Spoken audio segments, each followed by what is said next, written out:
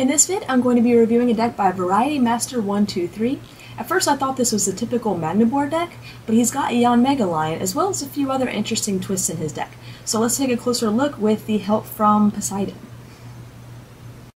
The starter in this deck is a lone Cleffa. While I think that's an excellent Cleffa number, I would throw in one tie rogue in order to get the donk, and if you have any, might consider swapping that Cleffa out for a Manaphy so that you avoid getting donked yourself.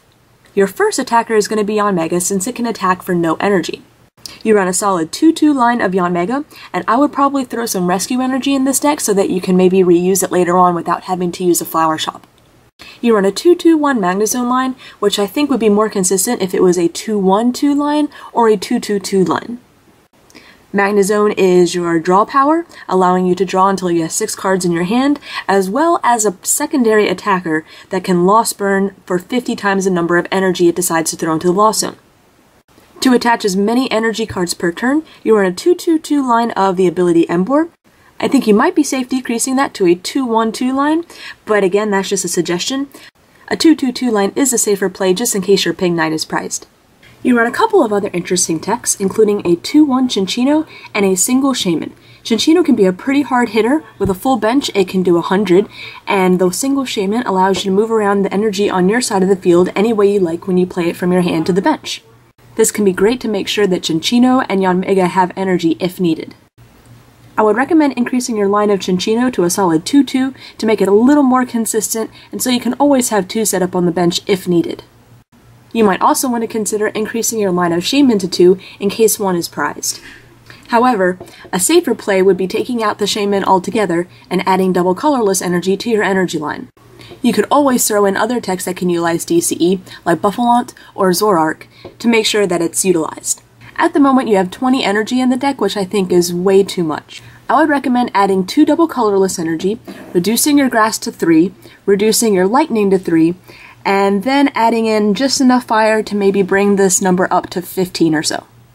Now let's take a look at your trainers and supporters. At the moment you don't have anything to search out basic Pokemon, so I would include a combination of 3 Pokemon Collector and Dual Ball depending on what you have. I would increase your line of communication to 3 so that you can swap out those basic Pokemon for the Stage 1 and Stage 2 that you need. And also include 3 Junk Arms so that you could possibly reuse the communication as well as your other trainers.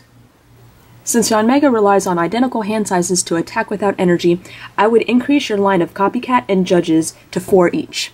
With Magnezone, you'll definitely be able to utilize those Judges more, and the Copycats will help you just be a little more consistent. Once those are maxed out, you can easily drop the 2 Professor Oak's New Theory, and drop your Juniper line down to 1. Even reducing your line down to 14 or 15 energy, you shouldn't have any problems drawing into them because of your Magnezone Prime, so I would take out your Interviewers completely. You've got a good start on your recovery.